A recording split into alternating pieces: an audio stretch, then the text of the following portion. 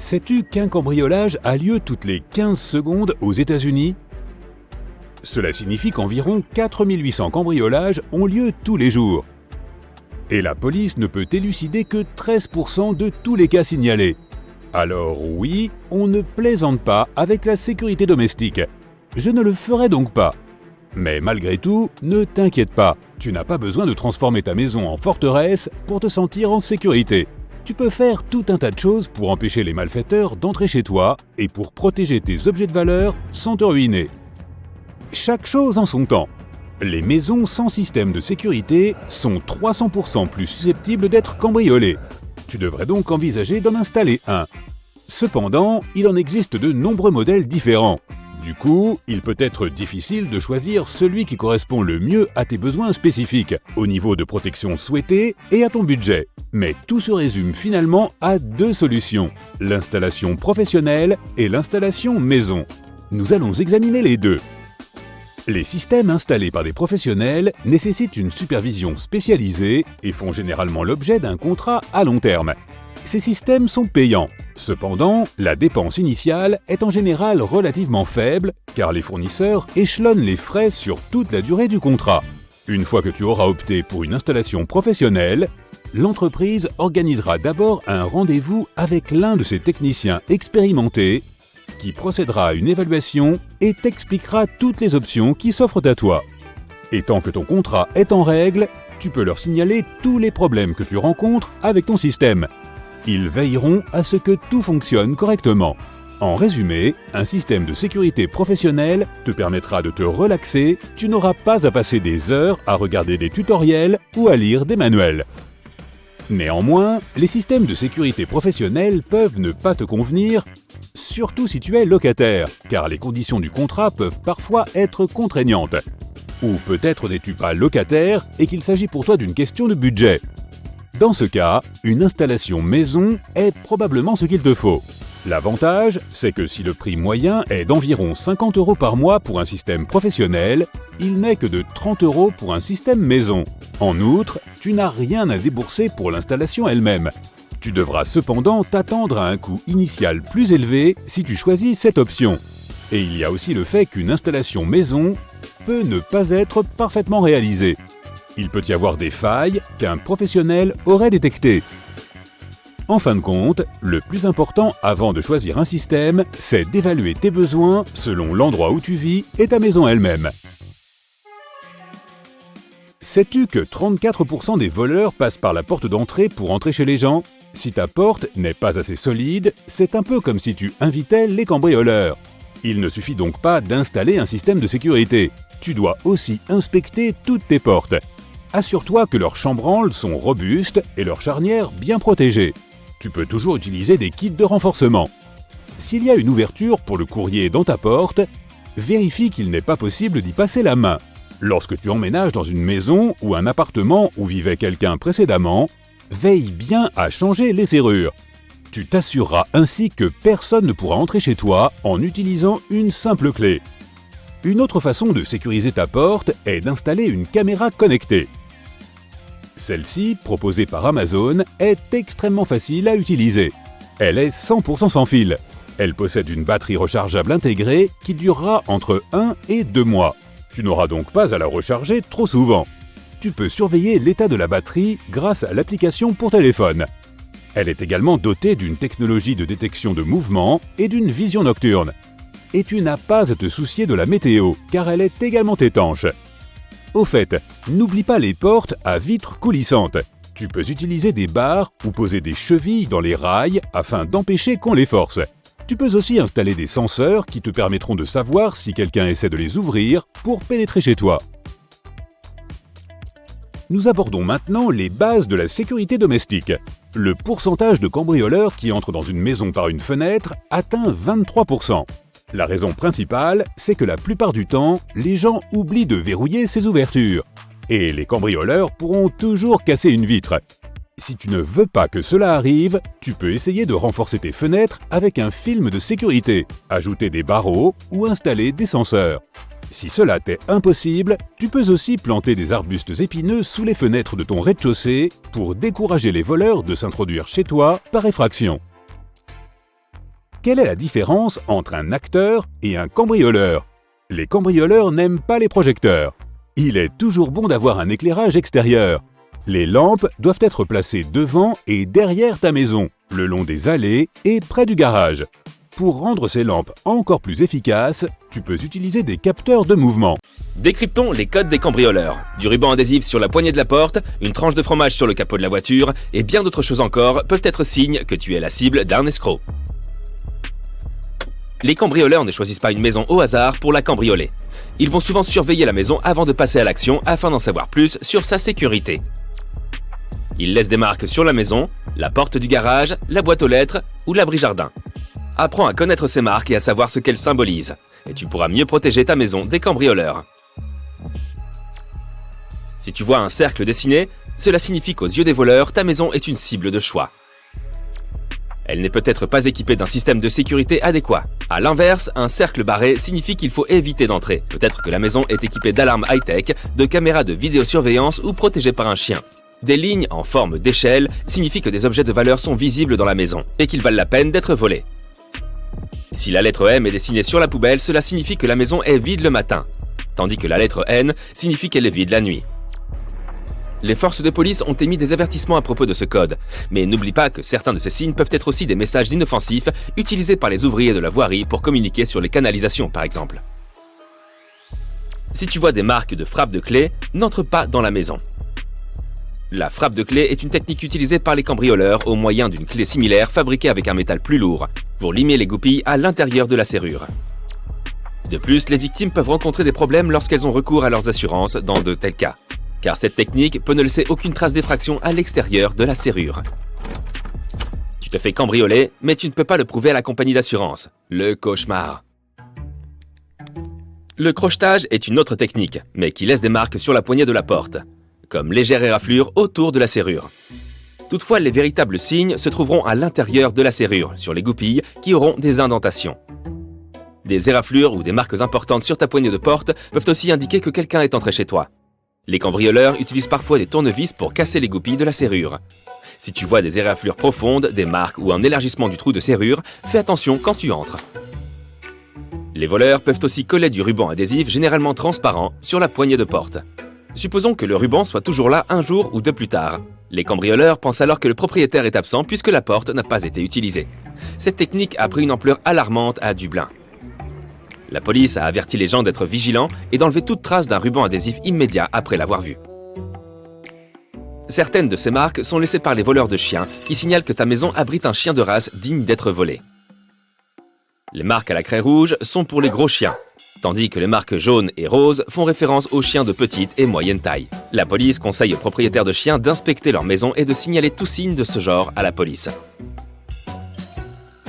Enfin, ils doivent faire très attention lorsqu'ils promènent leurs animaux de compagnie. L'une des clés, sans son mauvais jeu de mots, pour être en sécurité chez toi est d'avoir un bon système de sécurité et connaître ses biens. Par exemple, si les serrures de ta porte d'entrée sont toujours réactives mais fonctionnent lentement, cela peut être le signe d'une tentative de cambriolage. Cela peut être dû à la technique appelée la méthode de vulnérabilité. Les cambrioleurs affaiblissent la serrure de la porte avec le temps. Ils utilisent des outils ou des objets pour détériorer la serrure sans laisser de traces. Tu peux penser que ta serrure est vieille et simplement reporter l'appel à un serrurier, mais ce serait une erreur. De même, la clé peut tourner à l'intérieur de la serrure avec du retard. Si elle est plus difficile à tourner à l'intérieur, c'est généralement le premier signe d'une tentative d'effraction et le signe d'alerte le plus important à prendre en compte. Même les serrures de portes blindées sont sujettes aux effractions. Savais-tu qu'à Churchill, au Canada, les habitants ne verrouillent pas les portières de leur voiture? Ils ne font pas cela pour faciliter la tâche des voleurs, mais pour survivre à une potentielle attaque d'ours polaires. La ville compte le plus grand nombre d'ours polaires au monde. Imagine qu'un habitant soit confronté à un ours polaire et qu'une voiture se trouve à proximité. Il pourra rapidement s'abriter à l'intérieur de cette voiture, même si ce n'est pas la sienne. Et si tu apprenais quelques conseils de sécurité pour éviter les vols de sacs à main? Tout d'abord, ne porte pas ton sac en bandoulière sur l'épaule. Certes, le sac est conçu de cette façon, mais cela peut permettre aux voleurs de s'en emparer plus facilement. Par exemple, porter un petit sac à main de type pochette sous ton bras est plus sûr. Faire ses courses avec quelqu'un est plus sûr que de les faire seul. Les jours de shopping et en général ne transportent pas plus d'argent que nécessaire. ni toutes tes cartes de crédit dans le même sac. Ne garde sur toi que ce dont tu as besoin pour la journée, même pour un court laps de temps. Ne laisse pas ton sac à main dans le caddie ou sur la caisse. Tu te réveilles au milieu de la nuit à cause d'un bruit venant d'en bas. La première chose à faire est de vérifier de quel bruit il s'agit. Si tu soupçonnes qu'il y a quelqu'un dans ta maison, fais-le rapidement et discrètement. Il est possible qu'il s'agisse simplement d'une souris qui a renversé quelque chose. Néanmoins, si tes soupçons sont confirmés et que tu vois quelqu'un dans ton salon, cherche immédiatement un moyen de sortir. Utilise l'échelle de secours si tu en as une, sinon une fenêtre peut faire l'affaire. Cela dit, il y a de fortes chances que tu sois obligé de rester sur place. Prends le téléphone et appelle les autorités. Donne-leur ton adresse et explique la situation aussi brièvement que possible. Et en un clin d'œil, ils enverront une patrouille chez toi. En arrivant dans ta rue, ils ne trouvent pas le numéro de ton domicile. Ils finissent par y parvenir, mais seulement après avoir suivi les numéros des autres maisons du quartier. Lorsque la police arrive, le cambrioleur s'est déjà enfui. C'est parce que le numéro de ta maison est à peine visible. Il est trop petit. Celui de ta boîte aux lettres est à peine visible lui aussi. Achète une nouvelle plaque bien brillante, assure-toi que le numéro est grand et visible. Cela aidera non seulement tes invités à trouver ta maison plus rapidement, mais tu éviteras aussi que les autorités ne ratent ta maison la prochaine fois. Pendant que tu y es, assure-toi que le numéro de la boîte aux lettres est lui aussi bien visible. Un autre bon moyen de protéger ta maison est d'ajouter une clôture si tu n'en as pas déjà une. Veille à ce qu'elle soit difficile à franchir. Utilise une clôture en maille de chêne ou même en métal. Fixe-la avec du béton pour que les cambrioleurs ne puissent pas la soulever. Si tu n'es pas gêné par l'aspect esthétique et agressif, tu peux même essayer une clôture en fil de fer barbelé. Ensuite, ajoute de l'éclairage dans ta cour, car si elle est sombre, elle sera une cible parfaite pour les visiteurs indésirables. Garde quelques lampes à l'extérieur que tu peux allumer et éteindre. Une cour bien éclairée te permettra de voir ce qui se passe dehors et tes voisins aussi. S'ils repèrent quelqu'un, ils t'appelleront ainsi que la police si nécessaire. Une caméra d'appoint est une option supplémentaire. Elle reste généralement éteinte pendant la journée et fonctionne avec un détecteur de mouvement. Elle est très claire et s'allume lorsqu'elle détecte un mouvement. Tu peux même en trouver une qui commence à enregistrer immédiatement. Ainsi, non seulement tu effraieras les cambrioleurs, mais tu auras également une preuve vidéo au cas où quelque chose se produirait. Une autre solution est la sonnette de porte vidéo. Lorsque quelqu'un sonne à la porte, tu peux le filmer sans être à la maison. Comme ton téléphone est relié à la sonnette, il te suffit de répondre à l'appel où que tu sois. Si c'est quelqu'un que tu ne connais pas et que tu sens quelque chose de louche, tu peux faire semblant d'être chez toi et lui faire savoir que tu n'es pas intéressé. Des arbustes denses dans ta cour offriront aux cambrioleurs un endroit parfait où se cacher et tu ne remarqueras peut-être même pas qu'il y a un intrus. Garde tes arbustes taillés de près. Non seulement tu seras en sécurité, mais tu donneras à ton jardin un aspect un peu plus joli et bien tenu. Lorsque tu es en vacances, évite d'afficher tes allées et venues sur les réseaux sociaux. Disons que quelqu'un a ta maison dans sa ligne de mire depuis un moment déjà. Ton absence annoncée sera pour lui l'occasion parfaite de frapper. Ne poste pas non plus les belles photos que tu as prises de ton voyage à l'étranger, mais pense un peu à ta sécurité. Oh, et ne montre pas non plus aux gens ce que tu fais au jour le jour. Garde ton agenda secret.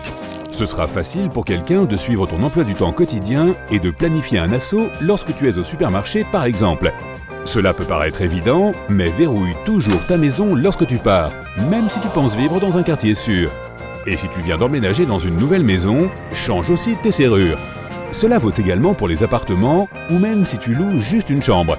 On n'est jamais trop prudent. Donne toujours l'impression que quelqu'un est à l'intérieur de la maison, même lorsqu'elle est vide. La première façon de le faire est de laisser la télé allumée ou mieux encore, d'acheter un simulateur de télévision. De cette manière, tu peux le programmer pour qu'il s'allume et s'éteigne à ta guise. Je veux dire, ce serait bizarre s'il était constamment allumé. Cela te permettra également d'économiser quelques euros, car les simulateurs consomment moins que les vrais appareils. Achète également une horloge programmable et connecte une lampe. Règle la minuterie pour qu'elle se déclenche toute seule, disons à l'heure du dîner et à un certain moment de la nuit. Tu peux aussi en acheter une autre pour brancher une radio. Si les gens pensent que tu écoutes de la musique, ils n'essaieront sûrement pas de faire quoi que ce soit chez toi. N'oublie pas les objets de valeur qui se trouvent à l'extérieur comme ton barbecue, tes vélos et tes équipements. Range-les plutôt dans ton garage et verrouille-le bien. Des caméras de sécurité à l'extérieur de ta maison te permettront de garder un œil sur tout, même lorsque tu es au travail. Cette option est particulièrement utile si tu as très peur que quelqu'un entre par effraction. Pense à renforcer ta porte, même si elle est relativement neuve. Au lieu d'entrer par effraction, ils pourraient essayer de défoncer complètement la porte s'ils veulent entrer à tout prix. Achète une porte plus solide qui ne tombera pas facilement. Les cambrioleurs expérimentés ont toute une liste de maisons faciles à cibler. Premièrement, il y a ceux qui laissent leurs portes et leurs fenêtres non verrouillées. Fermer sa maison à clé semble être une évidence, mais beaucoup de gens ne le font pas. Ils sont bercés par un faux sentiment de sécurité, apporté par leur grande clôture ou leur quartier tranquille. Certains se disent « Je vais juste à l'épicerie du coin, que peut-il se passer en 5 minutes ?» Eh bien, c'est plus que suffisant pour qu'un cambrioleur puisse entrer, prendre des objets de valeur et s'en aller. Une maison est souvent vide pendant la journée. On pense souvent à tort que les cambriolages ont lieu la nuit, mais c'est à ce moment-là que la plupart des gens sont chez eux. Cela augmente les risques que les cambrioleurs se fassent prendre. Il est plus sûr pour eux d'agir pendant la journée alors que tout le monde est au travail ou à l'école. Si tu publies constamment des photos et des messages sur les réseaux sociaux à propos de tes objets de valeur ou de tes vacances, ne sois pas surpris si tu te fais cambrioler un jour. Il y a certaines choses que tu peux faire pour te rendre moins vulnérable au cambriolage. Rien ne vaut un système de vidéosurveillance. Si un voleur remarque une alarme ou une caméra, il est fort probable qu'il raye ta maison de sa liste de cibles potentielles. Étrangement, un simple panneau « Attention aux chiens » peut aussi éloigner les voleurs, même si le chien en question est sans danger. Une grande clôture et des arbustes épais confèrent à ta maison une certaine intimité. Mais cela peut aussi jouer contre toi. Bien sûr, tes voisins ne pourront pas voir ce que tu fais dans ton jardin, mais ils ne verront pas non plus le voleur qui tente de rentrer chez toi en ton absence. Pense donc à ouvrir la zone autour de ta maison pour qu'elle ne semble pas trop isolée. Fais-tu partie de ces personnes qui laissent leur portefeuille et leur clé de voiture près de la porte d'entrée? C'est vrai que c'est pratique d'avoir tout à portée de main au moment de sortir, mais si un cambrioleur s'introduit chez toi pendant la nuit, il sera facile de prendre ses objets et de partir discrètement.